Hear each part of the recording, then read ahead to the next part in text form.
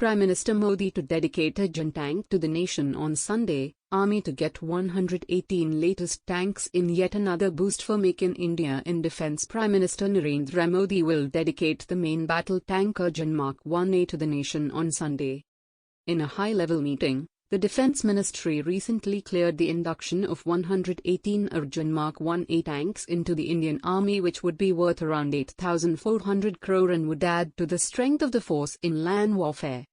Prime Minister Narendra Modi would be dedicating the latest version of the Arjun tank to the nation on February 14 in Chennai at the tank production facility in Avadi, Defence Research and Development Organisation, DRDO, officials told ANI.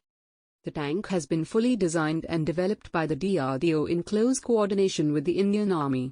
The 118 tanks would be joining the fleet of the first batch of 124 Arjun tanks which have already been inducted into the Army and are deployed in the western desert along the Pakistan front. The 118 Arjun tanks would also form 2 regiments in the Armoured Corps of the Indian Army like the first 124 tanks. Officials said the Army has reduced the number of tanks required for the formation of a tank regiment, and that is why the present order has 6 lesser tanks than the previous order for 2 regiments. The DRDO has been developing the Arjun Mark 1A for quite some time now, and the project was hastened by both Chief of Defence Staff General Bipin Rawat and DRDO Chief Dr. G. Satheesh Reddy to increase the level of indigenous weapon systems in the armed forces.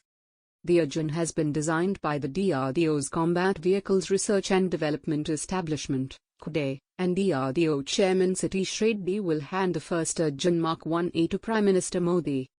The tanks will be produced by the Ordnance Factory Boards, OFB, Heavy Vehicles Factory, HVF, Avadi, and the first batch of 5 main battle tanks will be handed over to the Army within 2.5 years of the signing of the contract.